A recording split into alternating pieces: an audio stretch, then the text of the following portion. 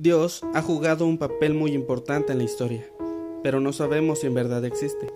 Distintos filósofos han cuestionado su veracidad, mientras otros la defienden. Tal es el caso de Santo Tomás de Aquino, quien ha formulado la demostración de la existencia de Dios, y Feuerbach, él en su concepto de alienación, considera que Dios simplemente fue creado por el hombre.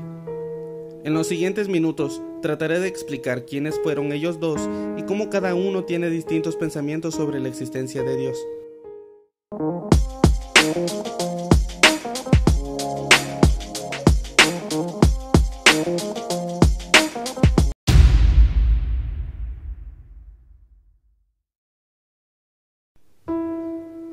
Santo Tomás de Aquino fue el más importante intelectual de la Alta Edad Media, el hombre que integró el sistema filosófico de Aristóteles, el concepto de la ley natural y la teología cristiana para forjar el tomismo, una asombrosa síntesis de filosofía, teología y ciencias humanas.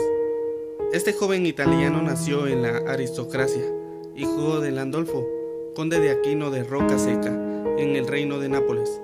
Estudió a temprana edad con los benedictinos y luego en la Universidad de Nápoles. Santo Tomás se unió a los dominicos y luego estudió en Colonia y finalmente en París, y enseñó allí y en otros centros universitarios europeos. Como fundador de un sistema basado en el gran Aristóteles, Aquino, siguiendo a su antecesor, San Alberto, se sintió obligado a incorporar en su teoría el análisis aristotélico de los intercambios, con todas las ambigüedades y oscuridades que incluía. Santo Tomás de Aquino fue claramente aristotélico en adoptar la postura mordaz de este último, de que el determinante del valor del intercambio era la necesidad o la utilidad de los consumidores, expresada en una demanda de productos, y así se reincorporó al pensamiento económico este aspecto proto-austríaco del valor basado en la demanda y utilidad. Murió el 7 de marzo de 1274 a la edad de 49 años.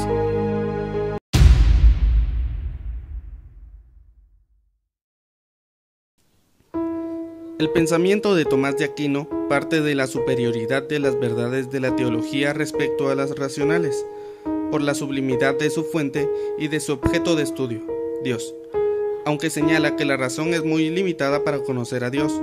Ello no impide demostrar que la filosofía sea un modo de alcanzar conocimientos verdaderos. En primer lugar, porque no contradice a la teología, así lo dice.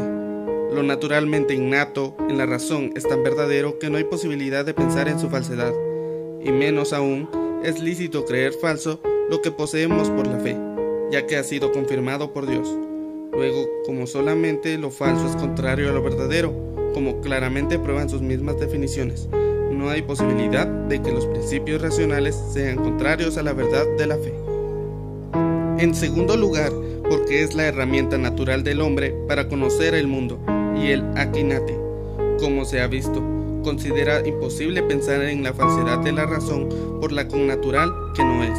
No obstante, Tomás señala que de llegarse a una contracción real y no aparente entre la conclusión de fe y otra racional, la errónea es la de razón, puesto que Dios es infalible. Un ejemplo de contradicción aparente que se encuentra en la cuestión de la Trinidad. Tomás, por razón, señala que Dios es simple, y por fe, que es trino, pero para ser trino hace falta ser uno, es decir, simple, por lo que fe y razón no se contradicen, sino que la gracia de la fe supone y eleva a la naturaleza, racional en este caso.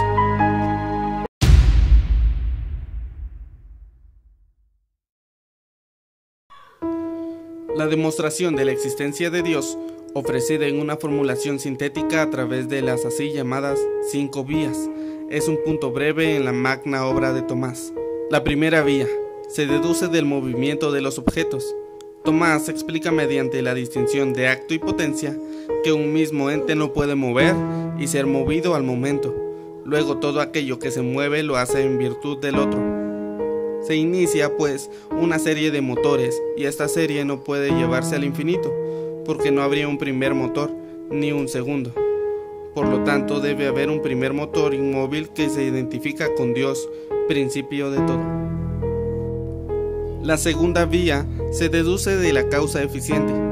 Se inicia, por lo tanto, una serie de causas análogas a los motores que terminan en una causa encausada, identificada con Dios, creador de todo. La tercera vía se deduce a partir de lo posible. Encontramos que las cosas pueden existir o no, que pueden pensarse como no existentes y por lo tanto son contingentes. Es imposible que las cosas sometidas a la posibilidad de no existir lleven existiendo eternamente, pues en algún momento habrían de no existir. Por lo tanto, debe haber un ser necesario que se identifique con Dios, donde esencia y existencia son una realidad. La cuarta vía se deduce de la jerarquía de valores de las cosas. Encontramos que las cosas son más o menos bondadosas, nobles o veraces, y este más o menos se dice en cuanto que se aproxima a lo máximo, y lo máximo ha de ser causa de todo lo que pertenece a tal género. La causa de la bondad y la veracidad se identifica con Dios, el ser máximamente bueno. La quinta vía se deduce a partir del ordenamiento de las cosas. Tomás recuerda cómo los cuerpos naturales siempre o a menudo obran intencionadamente con el fin de lo mejor, muchas incluso sin conocimiento. Llegó a decir, fiel a Aristóteles, que cada ente, como causado, debe tener un orden dado, tanto por razón de su forma como de su existencia, y remontándonos en la serie de causas finales. Esto solo es posible si hay un ser supremamente inteligente que es Dios.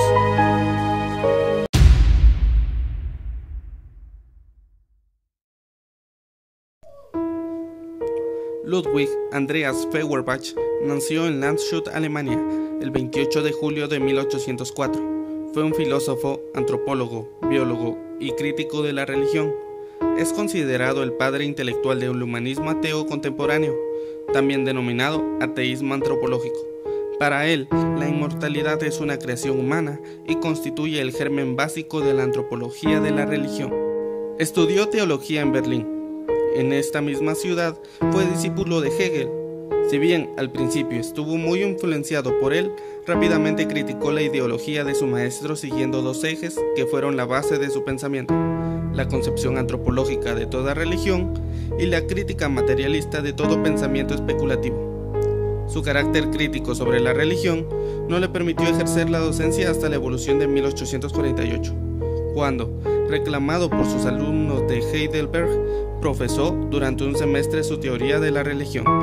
Murió en 1872 en Reichenberg, cerca de Nuremberg, Alemania.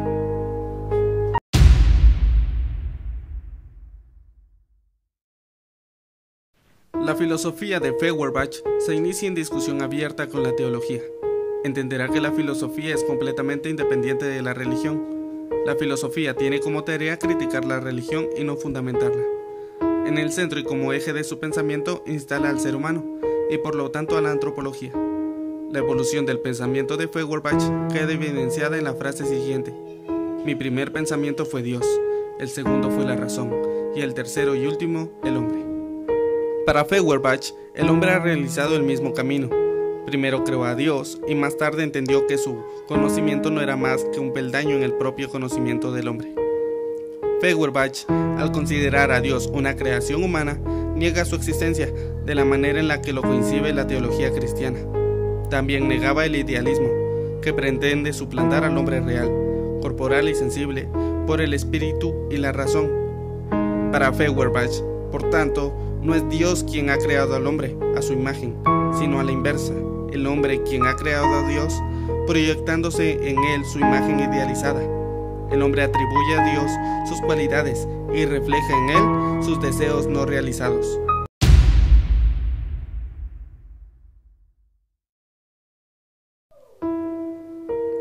De su crítica a la religión se desprende el concepto de alienación o enajenación, tal vez el más influyente de su obra. Él parte de una inversión de los términos, el sujeto por el predicado. Dios no crea al hombre, el hombre crea a Dios, proyectándose y proyectando sus mejores atributos en él. Es, entonces, simplemente un producto del hombre, pero este producto se vuelve ajeno a su productor y lo domina. Las propiedades del hombre se enajenan en Dios, el objeto aparece con vida propia y domina al sujeto. Para Feuerbach, esta enajenación estaba en la conciencia humana y un simple acto de la misma podía resolverla. La vieja filosofía, para Feuerbach, terminaba reduciéndose a la teología y la contradicción que había desaparecido.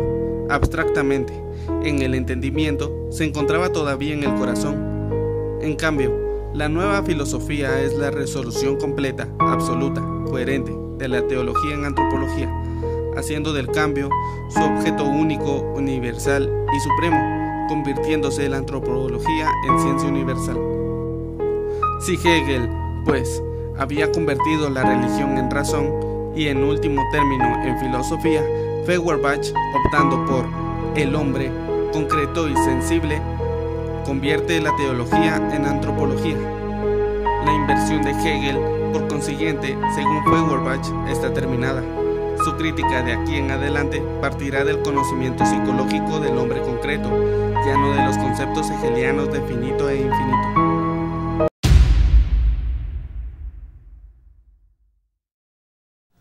Como nos hemos dado cuenta, la religión ha tomado un papel muy importante en la historia, pero no sabemos si en verdad es cierto. Actualmente las religiones han tomado un tipo de fuerza mayor a como lo eran en la antigüedad, pero parecen ser utilizadas como un negocio, utilizando el nombre de Dios para el beneficio propio.